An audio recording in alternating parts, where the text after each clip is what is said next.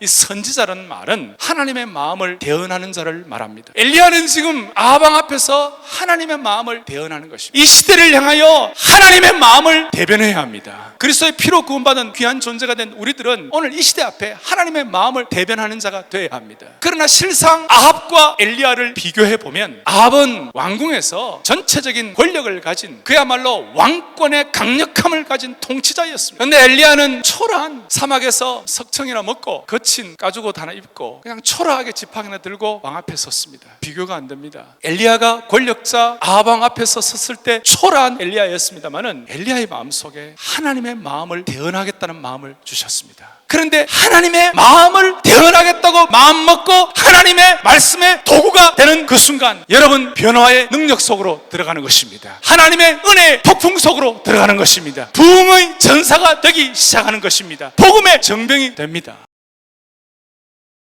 저는 오늘 열왕기상 17장 1절로 7절에 있는 말씀을 가지고 평양의 부흥이 우리 모두의 변화가 되었으면 좋겠다라는 주제로 제가 말씀을 차근차근 강의를 하겠습니다. 길르앗에 우거하는 자 중에 디셉 사람 엘리야가 아합에게 고하되 나의 섬기는 이스라엘 하나님 여호와의 사심을 가리켜 맹세하노니 내 말이 없으면 수년 동안 우로가 있지 아니하리라 하니라. 너는 여기서 떠나 동으로 가서 요단 앞 그리 시냇가에 숨고 내가 까마귀들을 명하여 거기서 너를 먹이게 하리라. 저가 여호와의 말씀과 같이 하여 곧 가서 요단 앞 그리 시냇가에 머물매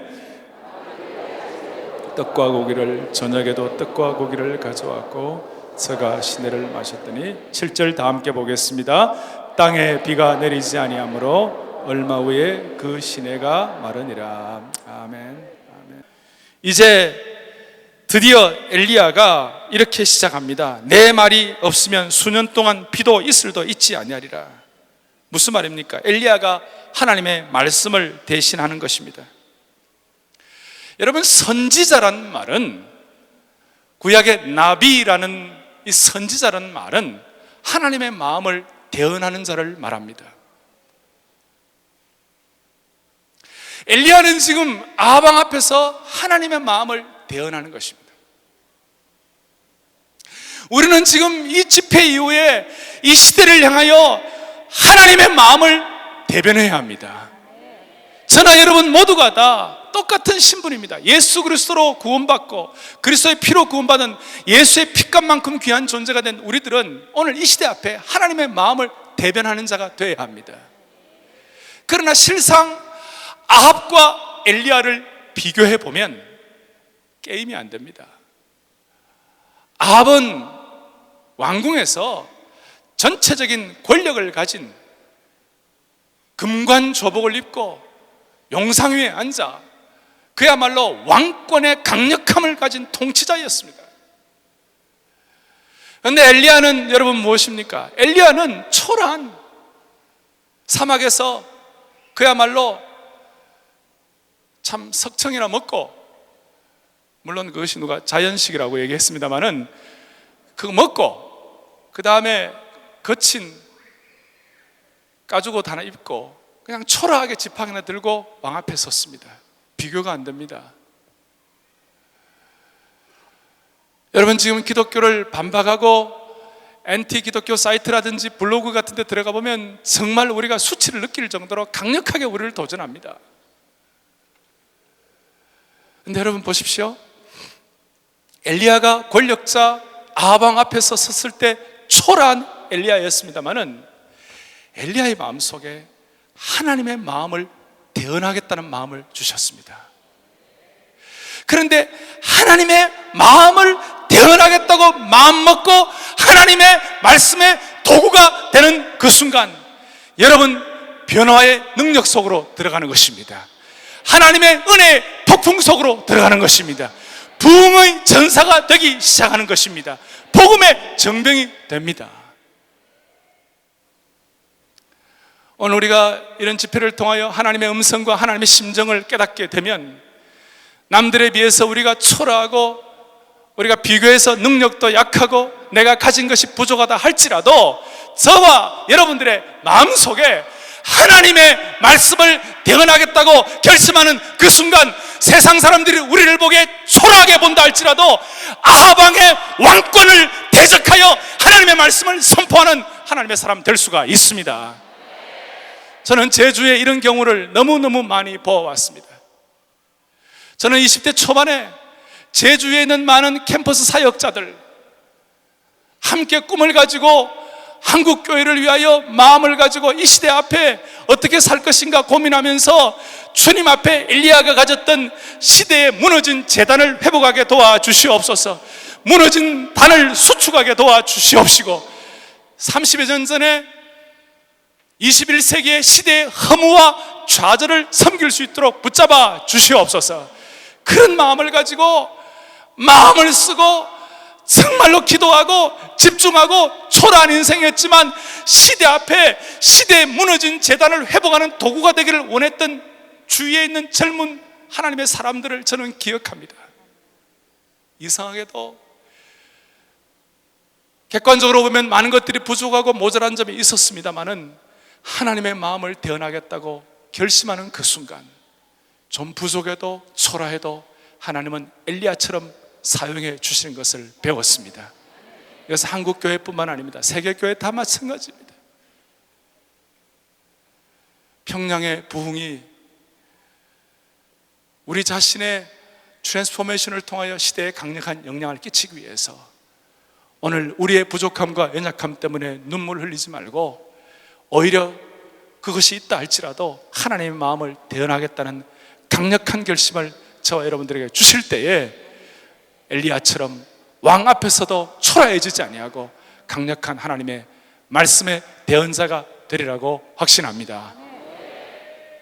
이런 엘리야와 같은 시대의 허물을 섬기고 엘리야와 같이 무너진 제단을 수축하기 위하여 오늘 본문을 통하여 한 3가지 정도의 단어에 좀 집중해서 적용했으면 좋겠습니다. 첫 번째, 2절에 여호와의 말씀이 엘리야에게 임하여 가라사대 너는 여기서 떠나 동으로 가서 요단 앞 그릿 시냇가에 숨고, 그게 그릿 시냇가에 숨으라는 하나님의 명령을 엘리야에게 주셨던 것을 먼저 기억하십시다. 첫 번째는 하나님의 명령입니다. 여러분, 이런 귀한 집회를 할 때에 하나님께서는 반드시 말씀을 통해 여러분들에게 명령하십니다. 소위 임페라티브, 명령형입니다. 무슨 권유하거나 무슨 좀 이렇게 부드럽게 온유하게 얘기하거나 이 정도가 아니라 성령의 역사 가운데서는요 강력하게 우리의 마음에 도전하는 것이 있습니다. 명령하시는 것이 있습니다. 그런데 특별히 우리가 좀 관심을 기울여야 할 것 중에 하나가, 하나님이 엘리야에게 지금 아합과의 영적 전투를 앞에 놓고 하나님이 엘리야에게 뭘 명령하시는가? 뭘 명령하십니까? 3절 뒤에 보니까 요단 앞에 그릿 시냇가에 숨으라 그랬어요. 숨으라. 숨으라. 이것은 어찌 보면 잘 이해가 안 되는 명령입니다.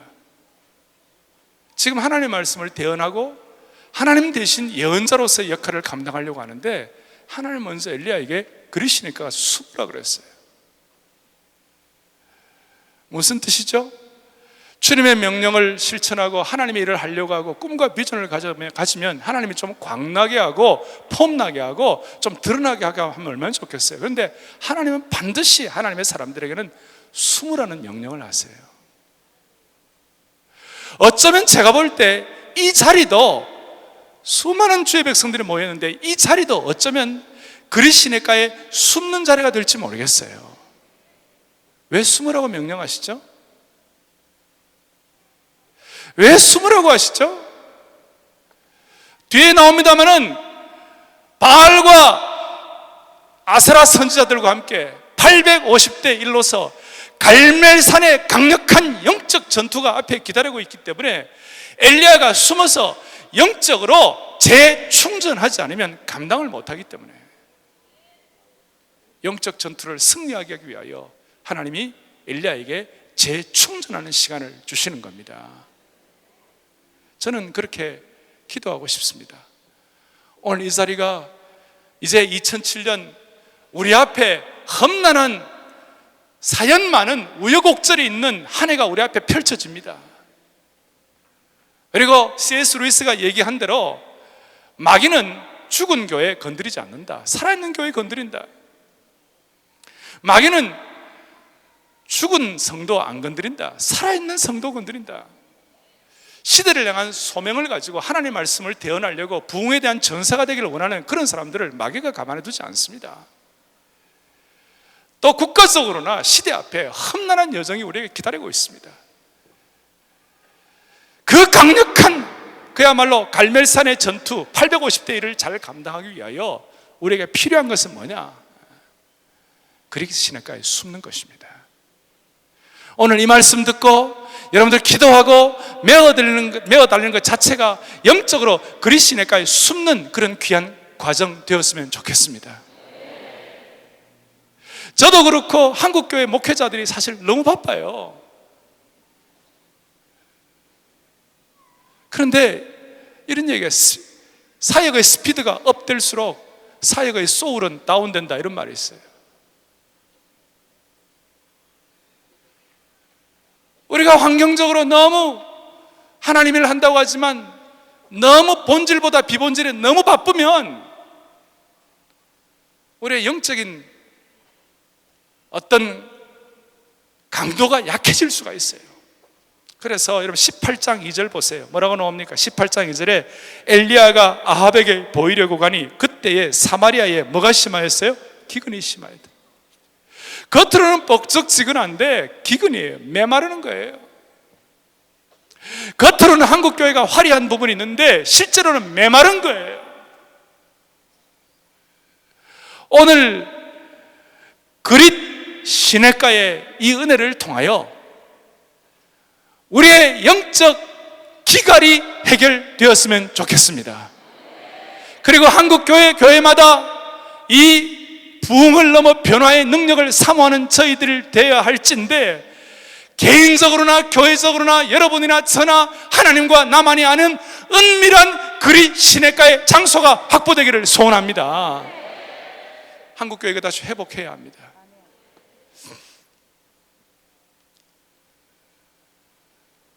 저는 한국교회 야성을 하나님 앞에 감사하는 사람이에요. 한국교회는 한때 강력한 야성이 있었습니다.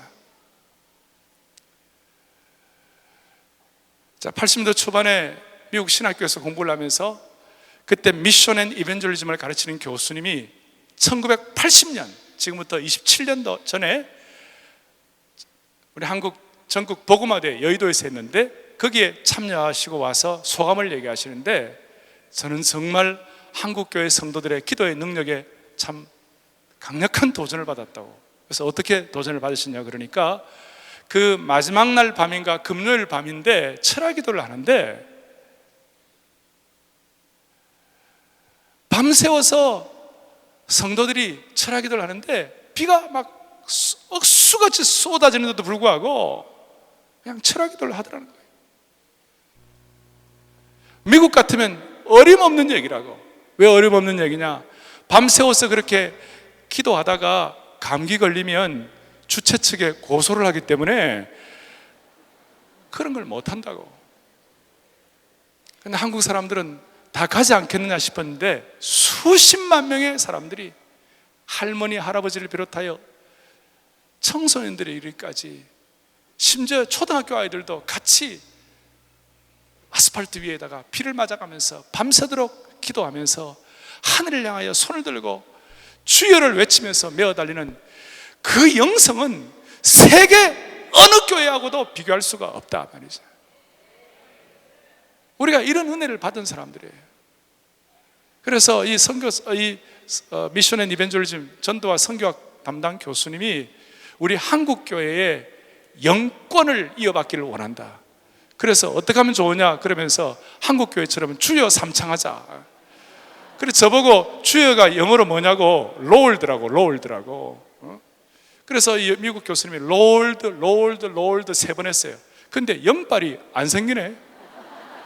그래가지고 한국식 발음으로 CHOOYEO 주여.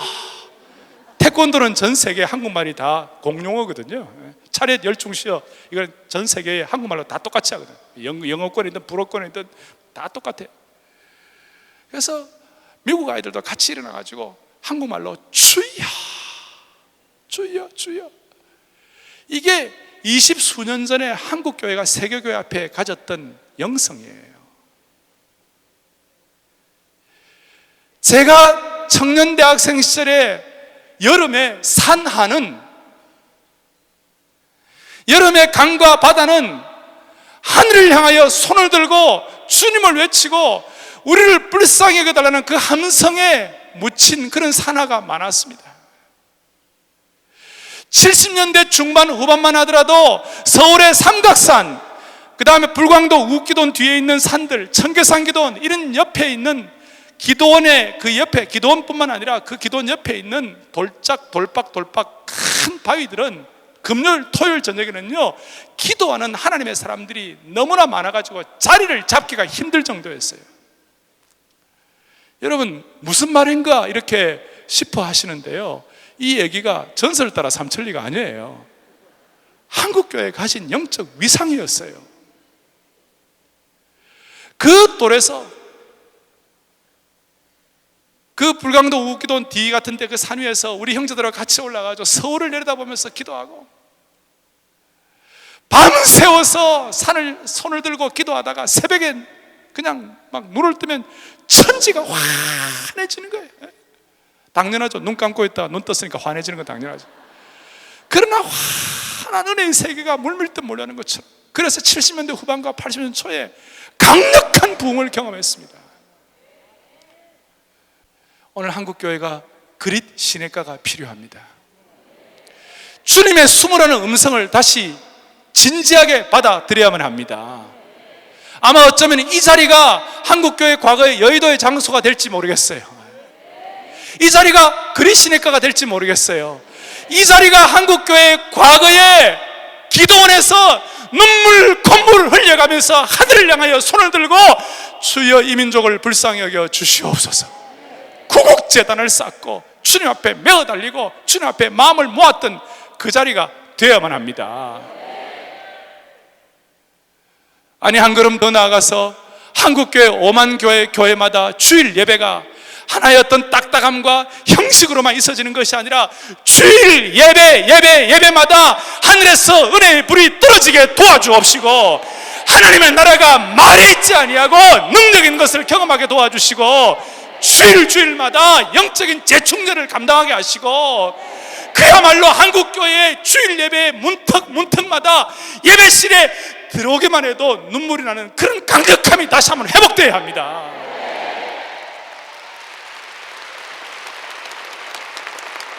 하나님이 하셔야 합니다. 하나님이. 왜 하나님은 지금 엘리야를 당장 도구로 해가지고 갈멜산으로 쫓아 올라가기도 부족한데 왜 하나님이 그리 시내가에 숨으라고 그러시는 거예요? 영적으로 재충전하라, 영적으로 다시 한번 축적하라.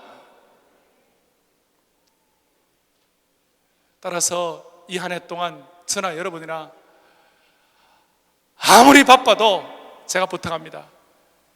한 달에 하루 정도는 세상과 나는 간곳 없고 구속한 주만 보이도다. 한 달에 하루 정도는 방해받지 아니하고 주님과 나와 직접 교통할 수 있는, 물론 우리가 매일 큐티도 있습니다. 또 매일마다 주님과 교제하고 찬양하는 시간도 있습니다.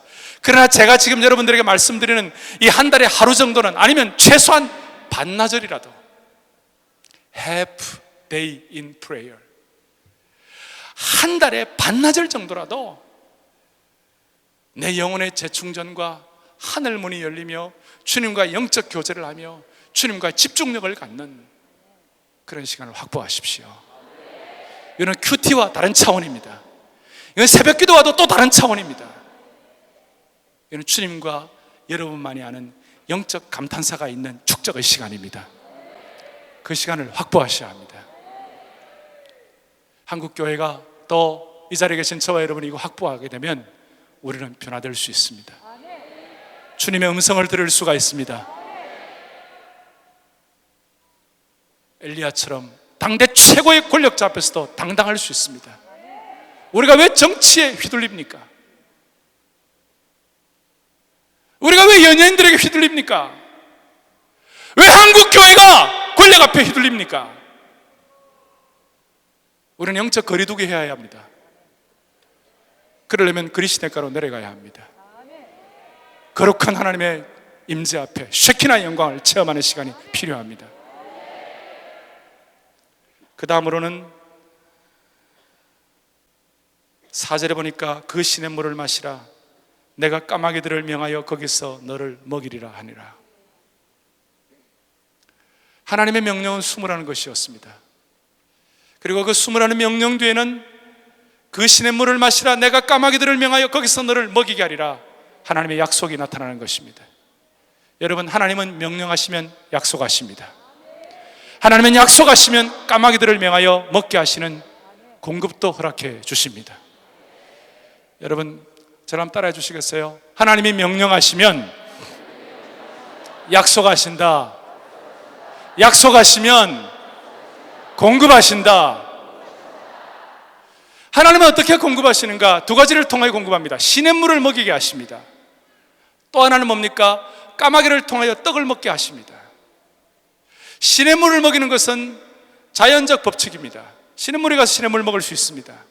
그러나 까마귀가 떡을 가져오는 것은 이것은 초자연 법칙입니다. 잘 아시는 대로 까마귀는 동물 중에, 새 중에 가장 개걸스럽고 탐욕스러운 새의 대명사입니다. 서구 사회에 가시면 음식물 쓰레기통을 뒤지는 대표적인 새가 까마귀입니다. 여러분, 까마귀가 아름답게 보이십니까? 아름다운 까마귀. 오, 아름다운 까마귀요. 그렇게 얘기하는 사람은 없습니다. 굉장히 징그럽게 생겼습니다.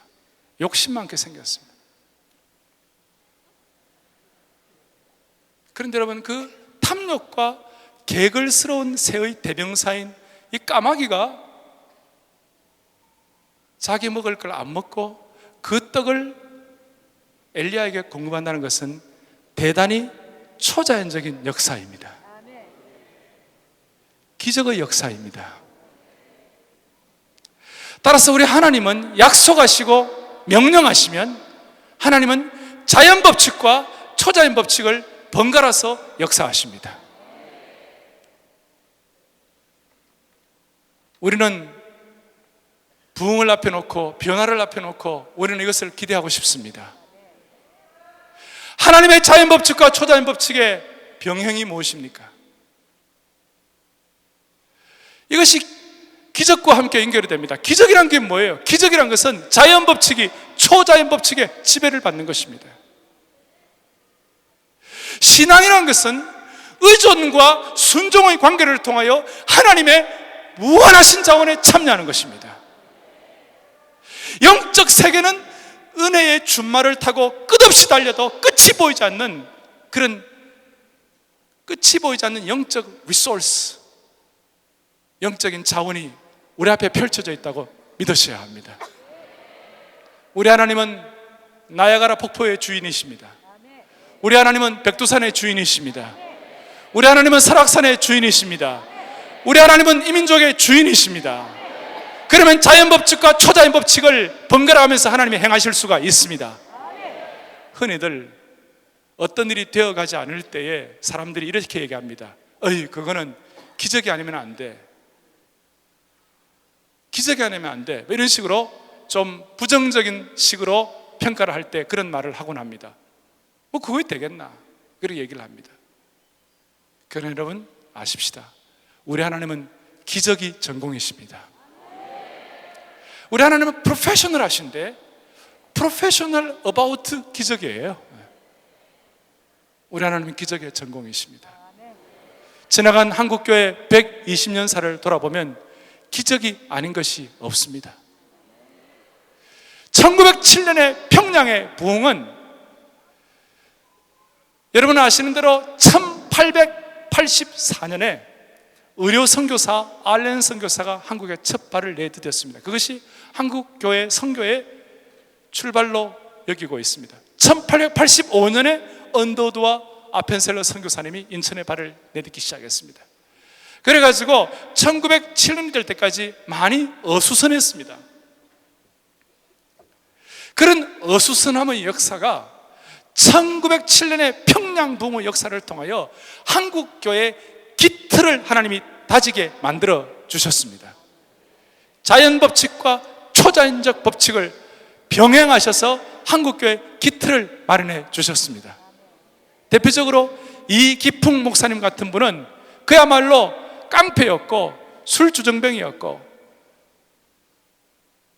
그런 분이 나중에 예수 믿는 분들 조롱하기 위하여 마포 삼열 목사님 돌멩이 던져서 턱이 깨지고 피가 나고 그렇게 했잖아요. 그런 나쁜 짓을 한 이기풍 목사님이 평양신학교 1907년도 졸업생이 된 거예요. 할렐루야. 이거는 자연법칙이 아니라 초자연적 법칙입니다. 그리고 1907년도에 한국에 7분의 목사 안수가 되기 시작해요. 길선주, 한석진, 그 다음에 양전백, 서경조, 이기풍, 이런 분들을 통하여 목사 안수를 받았습니다. 그분들이 목사 안수를 받을 때에, 여러분, 목사 안수는 노회가 조직이 되어야 목사 안수를 받습니다. 그래서 1907년에 한국교회가 처음으로 서양 선교사님들 그 상황에서 나와서 동노회가 조직이 된 겁니다. 그리고 동노회가 조직이 되어서 제일 먼저 한 일이 뭐냐? 이기풍 목사님을 제주도 선교사로 파송했습니다. 지금은 제주도 하면 보통입니다만은 당시에는 제주도 가는 길은 서울에서 미국 가는 것보다 더 힘든 길이었습니다.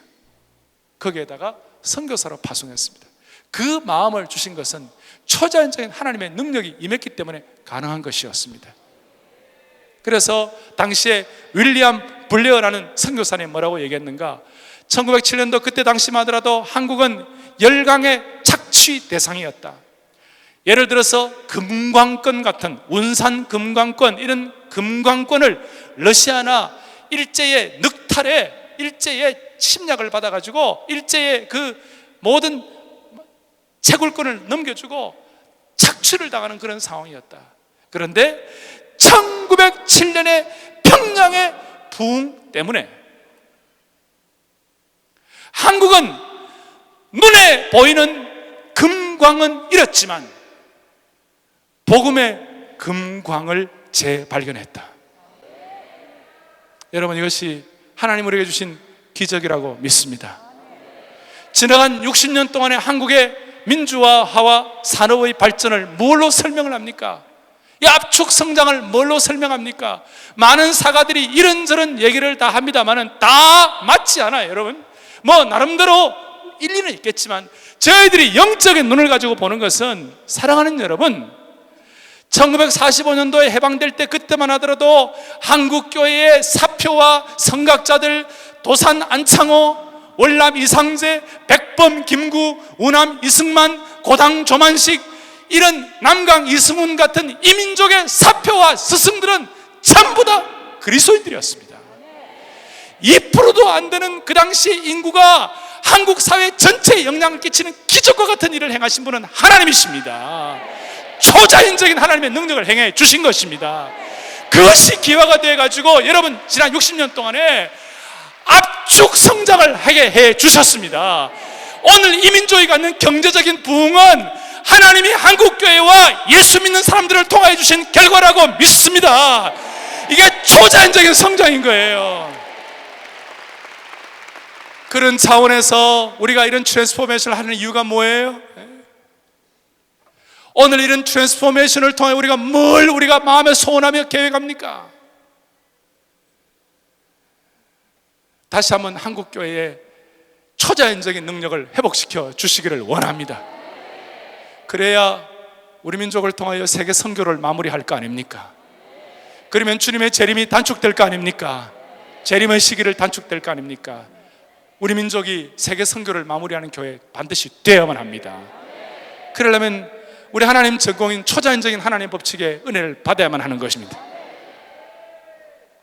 그래서 제가 기억하는 것이 1982년도 초반만 하더라도 한국 교회가 전 세계 선교사 파송국 82년도에 58등이었어요. 선교학 시간에 전 세계 선교사 파송국을 쭉 일목요연하게 공부를 해보았는데 한국이 58위였어요. 그 58위 나라가 지금 세계 선교사 파송국 2위가 됐다는 것은 하나님의 초자연적인 능력 아닙니까?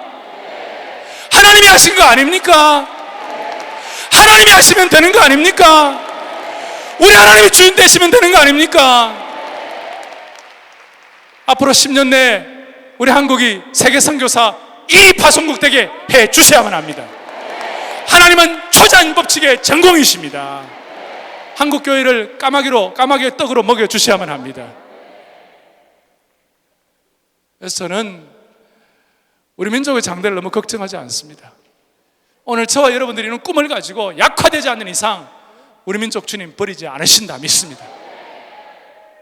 우리의 그 각성과 통회하는 것과 정말 뼈를 깎는 아픔을 가지고 절절하게 회개도 필요하지만 동시에 주님의 음성은 내가 까마귀로 너를 먹여주리라. 우리 하나님 초자연적인 법칙의 전공이십니다. 닥터 리빙스톤이 아프리카에서 16년 동안 정글을 헤치고 말라리아와 싸우면서 고생하면서 사역하다가 영국을 잠깐 방문을 했습니다. 리빙스톤 선교사님이 영국을 방문했을 때 글래스고우 대학에서 선교 보고회를 했습니다. 그리고 하나님께서 16년 동안 어떻게 본인을 인도하시고 지켜주셨는지를 간증을 했습니다. 그럴 때 어떤 젊은 학생 하나가 일어나가지고 선교사님 질문이 있습니다. 어떻게 당신은 무슨 능력이 있길래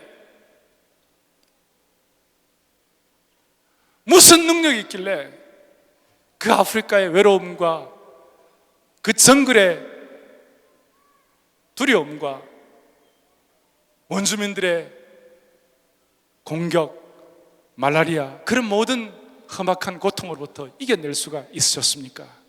어떻게 그럴 수가 있었습니까?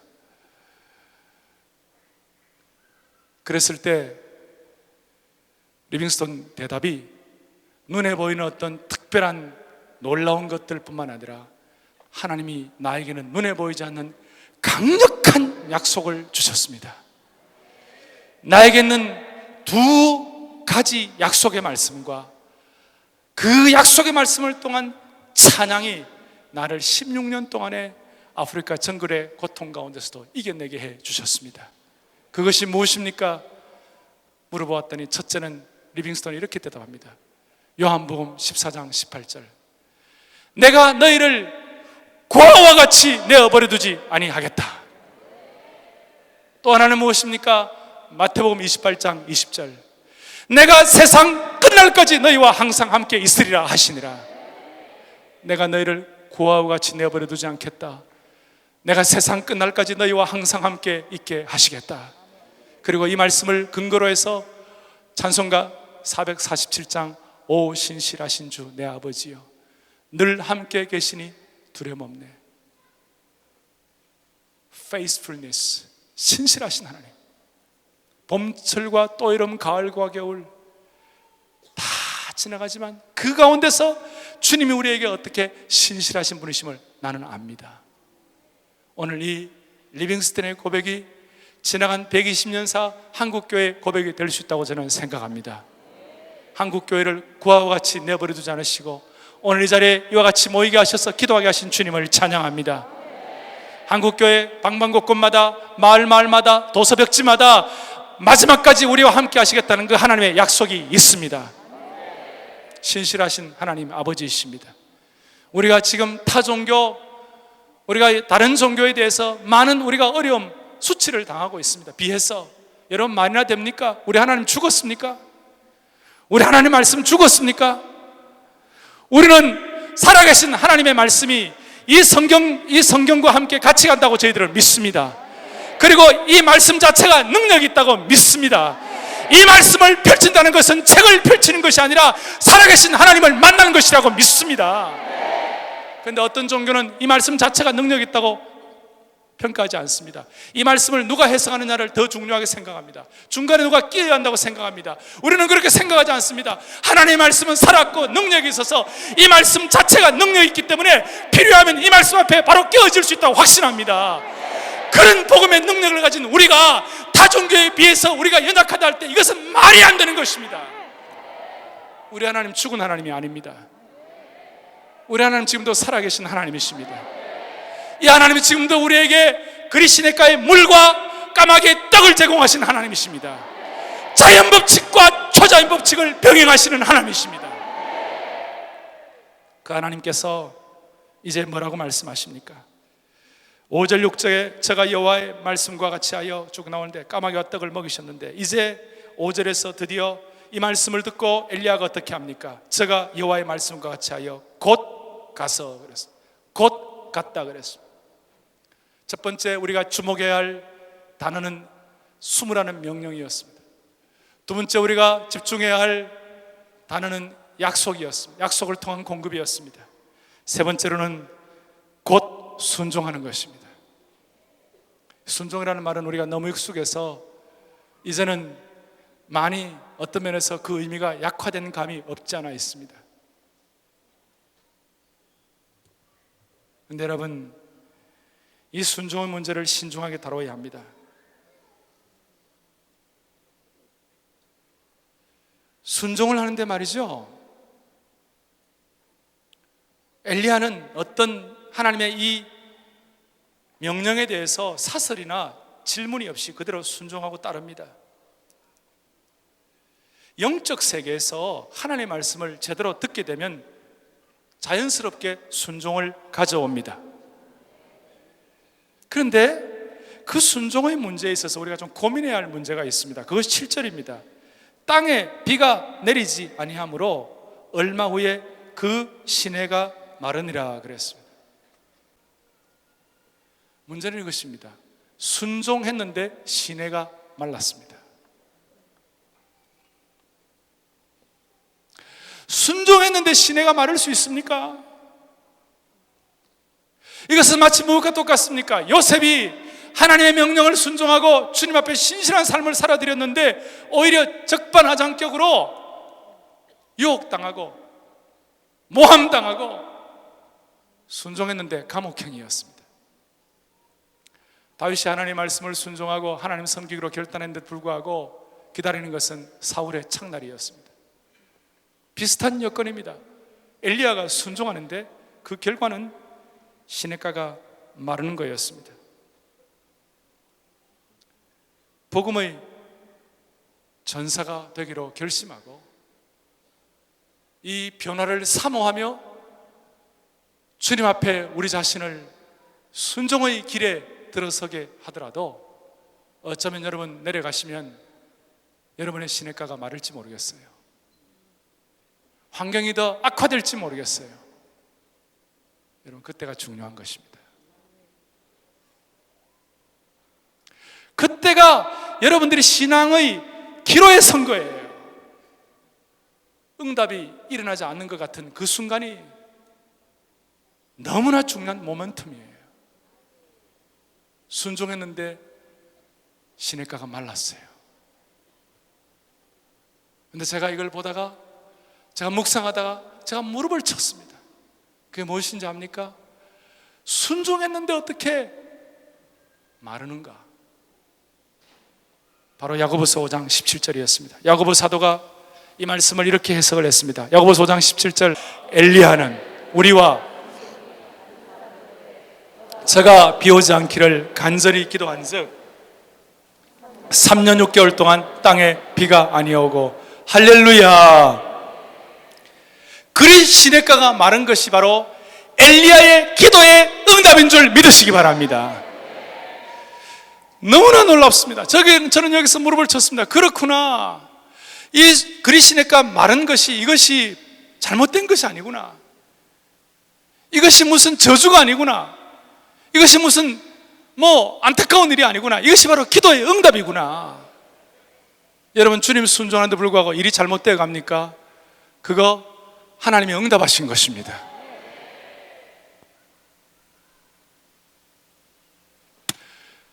예루살렘 교회가 강력한 부흥을 경험했습니다.